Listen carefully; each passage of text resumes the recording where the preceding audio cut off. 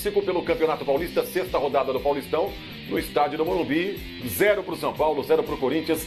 Daqui a pouco a gente vai para lá, aqui dentro do debate final com os nossos repórteres, e vamos falar tudo no pós-jogo de São Paulo e Corinthians, sem vencedor no estádio do Morumbi, meus amigos.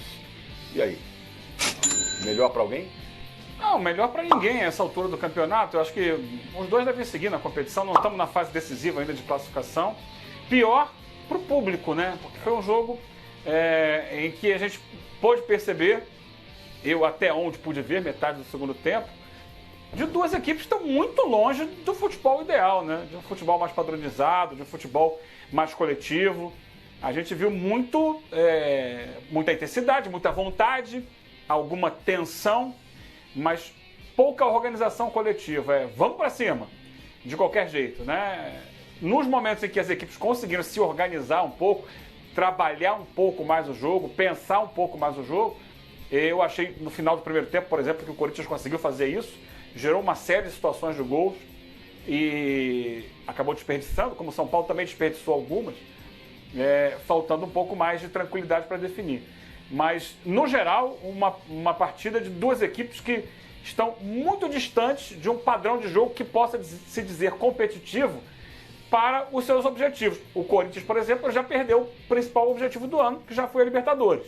E isso explica um pouco, né? Mais uma atuação abaixo do que se imaginava, explica como ele foi eliminado da Libertadores.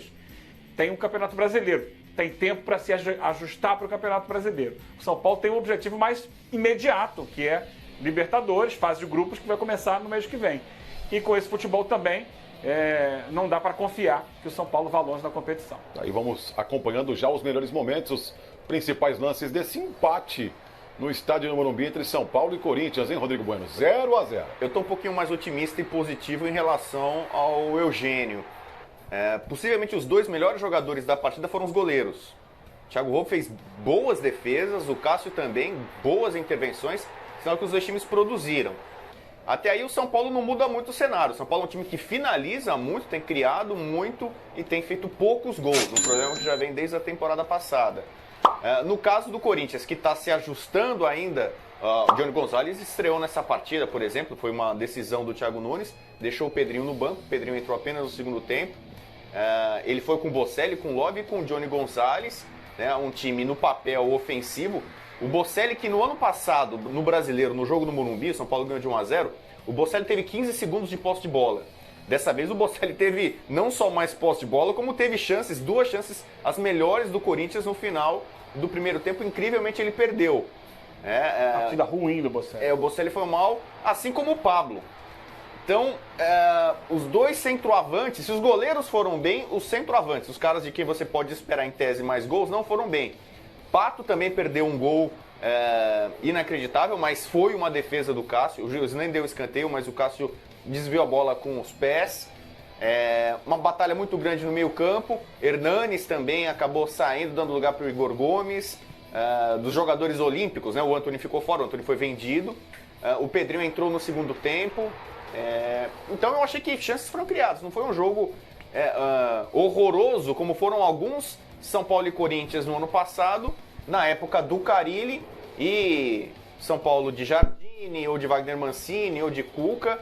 O Campeonato Paulista do ano passado foram dois jogos tecnicamente muito fracos. Esse jogo eu achei um jogo mais interessante, um jogo mais aberto. O placar é extremamente mentiroso. E em relação ao campeonato, é pior para o São Paulo. Porque o São Paulo faz o segundo clássico. O São Paulo tem uma dificuldade enorme recente para ganhar clássico. Foram dois contra Corinthians e Palmeiras, 2 0-0.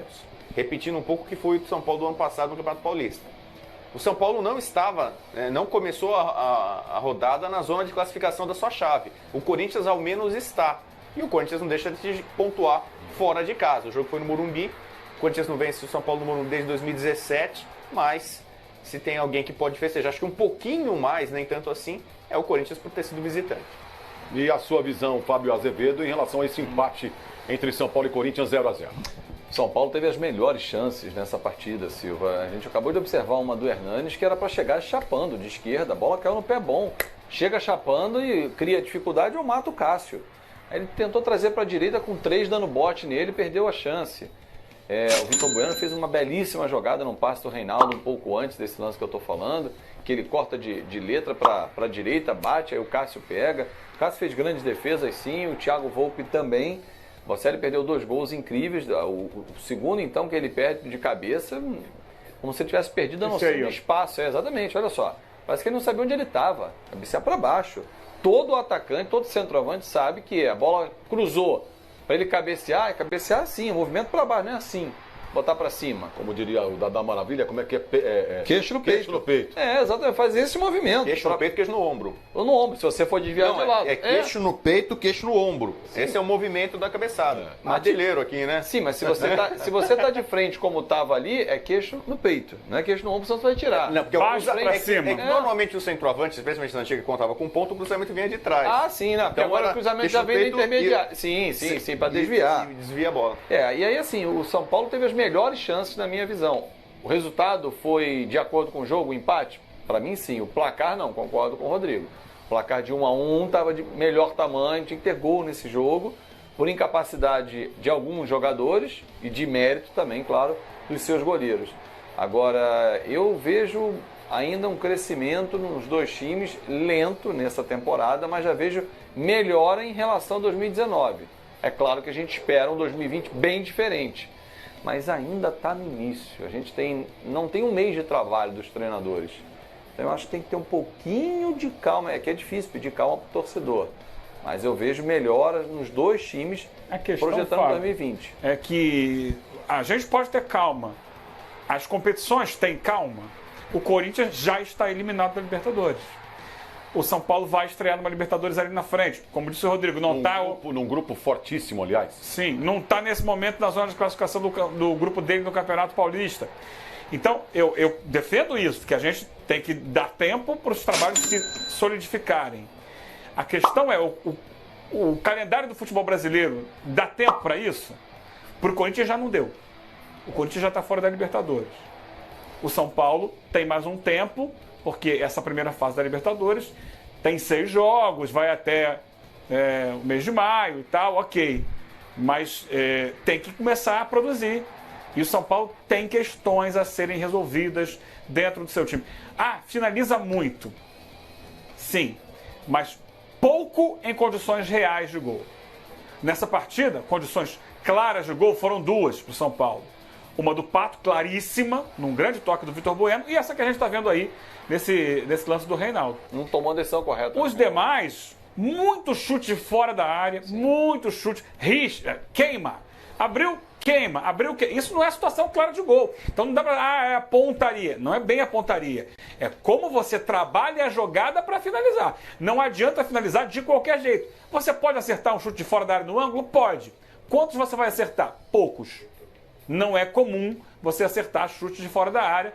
E o São Paulo não tem acertado. Outro dia fez um gol no chute de falta do Daniel Alves, desviou na barreira e entrou. Mas não é a regra, é a exceção. E não dá para se viver de exceção. O São Paulo, de fato, teve chances claras, reais, 2 no segundo tempo. O resto, às vezes até do Hernanes, ok, ele poderia ter batido, mas ele já chegou cercado por 3 jogadores. Ele fez errado.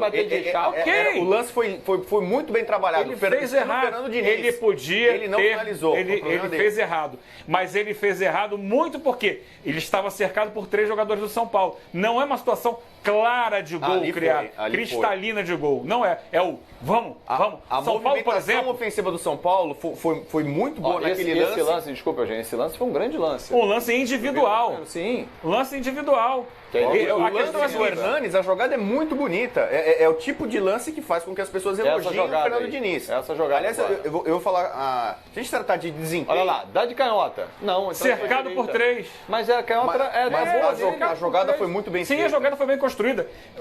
Essa foi muito bem construída. No jogo de semana passada contra o Santo André, o gol perdido pelo Vitor Bueno, muito bem construído, mas afunilando. Onde tem um monte de gente dentro da área.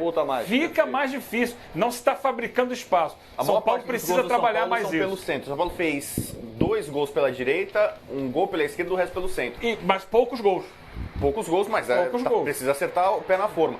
O desempenho do São Paulo no Campeonato Paulista tem sido superior a todos os adversários, exceção feita ao Palmeiras. O único jogo em que o São Paulo efetivamente foi pior do que o adversário, foi o Palmeiras, o São Paulo empatou 0-0. Hoje o São Paulo teve uma ligeira superioridade sobre o Corinthians e mais uma vez o São Paulo vai certamente reclamar da arbitragem. São Paulo contra o Novo Horizontino, São Paulo empatou 1-1 no Morumbi, foi uma arbitragem absolutamente desastrosa.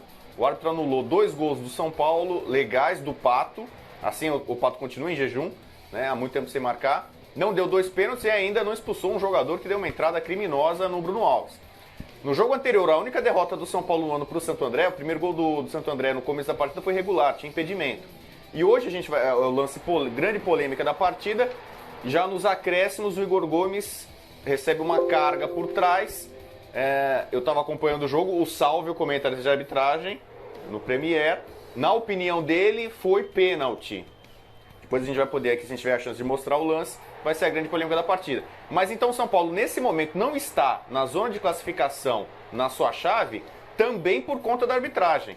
São 3 jogos seguidos em que o São Paulo poderia ter uma pontuação bem mais expressiva. E o campeonato é curto, né? O árbitro do jogo contra o Novo Horizontino foi afastado, do jogo contra o Santo André não aconteceu nada, e o árbitro do jogo de hoje, a Federação Paulista, Ana Paula, que está respondendo pela arbitragem, ela tem colocado árbitros novos, mesmo em jogos importantes, como os clássicos, árbitros novos. O árbitro do jogo de hoje foi o árbitro que teve problema na decisão final no jogo do Brusque contra o Sport na Copa do Brasil. Mesmo com aquela polêmica no final daquele jogo, ele foi colocado para o Majestoso. E vai ter essa polêmica, que eu não sei, depois a gente vai ter a chance de mostrar e comentar esse lance, se foi pênalti no Igor Gomes ou não. O São Paulo continua fora da zona de classificação, mesmo com a Inter de Limeira perdendo ontem para o Santo André por 1-0. A Inter tem 9 pontos, o Mirassol, que ainda joga amanhã contra o Palmeiras, tem 9. São Paulo chega a 9 também, mas aí o primeiro critério de desempate é o número de vitórias. Então nessa ordem, Inter, Mirassol e São Paulo. Mirassol com um jogo a menos. Algum risco para o São Paulo ficar de fora, porque a gente já chega à metade da fase de classificação do Campeonato Paulista. São 12 jogos, né? Já estamos na 6ª rodada. E aí, o que vocês pensam? Mas tá embolado ali. Eu acho que ele pode chegar, ele precisa render mais.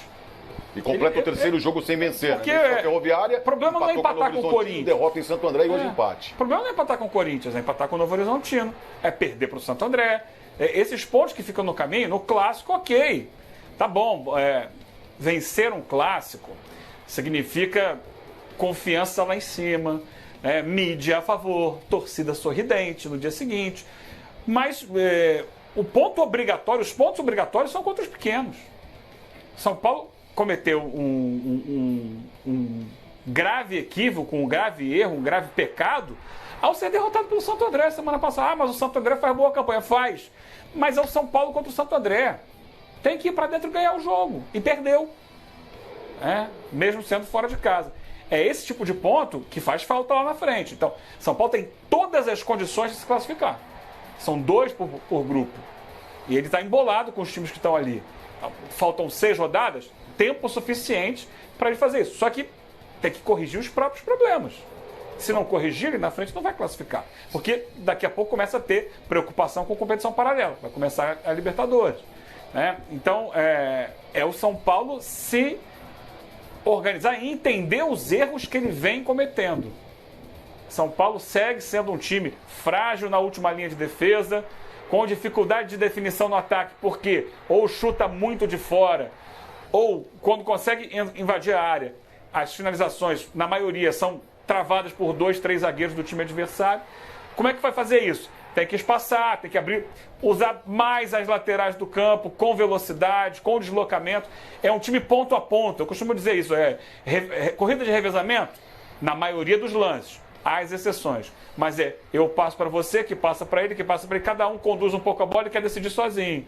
Não é isso, né? O futebol tem que ter. Toquei, corri, me apresentei, desloquei, gira essa bola.